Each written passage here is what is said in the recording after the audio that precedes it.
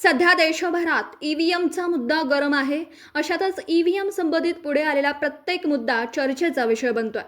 रायगडच्या पेणमधील केईएस स्कूलमध्ये नगरपालिका निवडणूक मतदानानंतर मतपेटा स्ट्रॉंग रूम बनवून पोलीस बंदोबस्तात आणि निवडणूक अधिकारी कर्मचाऱ्यांच्या देखरेखीखाली ठेवण्यात आल्या होत्या.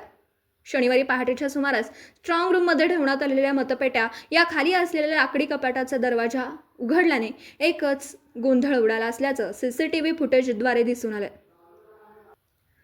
या घटनेचा सीसीटीव्ही फुटेज फोटो व्हायरल झाल्याने उमेदवार आणि नागरिकांमध्ये एकच खळबळ उडून चर्चेला उलटसुलट उधाण आले.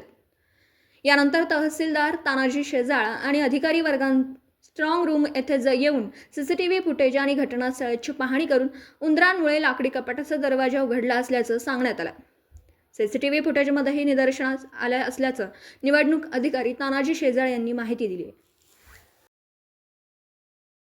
13 नोव्हेंबरला इथे ईव्हीएम मशीन्स आलेल्या तेव्हापासून ते अगदी 9 तारखेपर्यंत फुटेज आम्हाला मिळावं सीसीटीव्हीचं, ही सुद्धा आम्ही मागणी केली होती. आणि नेमकं 10 तारखेला रात्री मी जे एक फोटो घेतला होता 11 तारखेच्या रात्री, त्याच्यामध्ये जिथे ईव्हीएम ठेवलेले आहेत त्याच्यावर जो कट्टा आहे त्या कट्ट्याचा दरवाजा जो आधीपर्यंत बंद होता तो अचानक उघडलेला दिसून आला. स्ट्रॉंग रूम म्हणजे झिरो मुवमेंट, तिथे कोणतेही मुवमेंट असलं नाही पाहिजे असं कायदा सांगतो. त्यासाठी 3rd लेअरची सुरक्षा आहे, बाहेर पोलीस आहेत, आत SRP आहेत, निवडणूक निर्णय अधिकाऱ्यांची माणसं आहेत. अशी 3rd लेअरची सुरक्षा असताना सुद्धा हा दरवाजा नेमका कोणी उघडला याची तक्रार हे लक्षात आम्ही आणून दिलं. रात्री, कालच्या रात्री 12 तारखेच्या साधारण 11 वाजता 11:15 वाजता मी आरोंना तो मेसेज केला, ते फोटो पाठवले आधीचे आणि नंतरचे, इथल्या PI ना सुद्धा पाठवले. मी इथे असताना रात्री 1 वाजता DYSPची इथे व्हिजिट झाली, त्यांच्याही हे निदर्शनास आणून दिलं आणि त्यांना सांगितलं की तुम्ही जे डायरीमध्ये नोट करता त्यामध्ये माझी तक्रार आणि मी जी सूचना करते की हे बदल दिसतायत नोट करा. त्यांनी ते केलेलं नाही. जेव्हा आम्हाला काहीच उत्तर येत नाहीये लक्षात आलं तर आम्ही हे फोटो सार्वजनिक केले की हे ईव्हीएम च्या स्ट्रॉंग रूम मध्ये काही संशयास्पद हालचाली दिसत आहेत. त्यानंतर आरोनचा आम्हाला सकाळी फोन आला की आपण 3 वाजता ते बघूया काय झालेलं आहे. 3 वाजता का, म्हणजे रात्री 11:15 वाजता आम्ही तक्रार केलेली आहे. तब्बल 16 तासानंतर आम्हाला इथे या असं सांगण्यात आलं.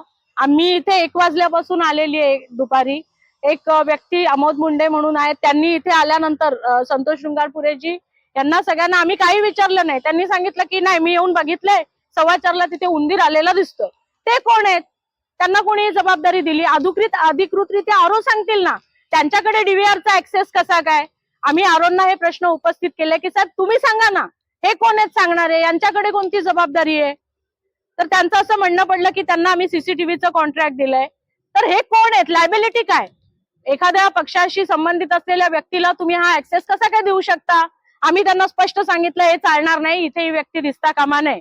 आम्ही कोणाकडनं सीसीटीव्ही विकत घेतो, टीव्ही विकत घेतो, तो माणूस येऊन इथे ऍक्सेस नाही केला पाहिजे त्यांनी. मग ही सुरक्षा कशासाठी आहे? आणि आरोननी सांगायच्या आधी, आम्ही चेक करण्याच्या आधी त्यांनी कसं बरं सांगितलं की एवढं हे असं झालेलं आहे? आम्ही आत गेलो, माझ्यासोबत भूषण कडू होते, मी स्वतः होते आणि आरो होते. आम्हाला SRPनी तो सीसीटीव्ही फुटेज बॅक करून दाखवला. त्यामध्ये एक उंदरासारखा प्राणी दिसतोय जो त्या दरवाजाला लटकलेला आहे आणि त्याच्या लटकण्याने तो दरवाजा उघडलेला दिसतोय. आता उंदीर खरा आहे का रोबोटिक आहे हाही एक प्रश्न आहे, कारण तो आत असल्यामुळे नाही सांगतायत. एकूणच ह्या ज्या मुवमेंट आहेत त्या लक्षात घेता आमची जिल्हाधिकाऱ्यांना विनंती आहे की हे अजून 10 दिवस जायचे आहेत ना पुढे, अशी किती उंदरं आणि इतर प्राणी आतमध्ये असणार आहेत. तर एकदा ते स्ट्रॉंग रूम उघडून त्यामध्ये असे काही प्राणी असतील तर त्याची दखल घेतली पाहिजे, ते पाहिलं पाहिजे, ते समोर आलं पाहिजे, जेणेकरून पुन्हा पुन्हा अशी घटना घडता कामा नये. आमचा कोणताही संभ्रम पसरवण्याचा अजिबात विचार नाहीये. Video reporter Dhamsheel Sawant, KTV news, Raigad.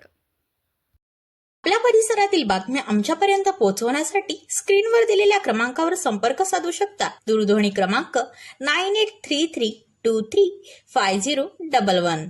त्याचप्रमाणे अधिक माहितीसाठी स्क्रीनवर दिलेल्या KTV न्यूजच्या ईमेल ID वर देखील संपर्क करता येईल.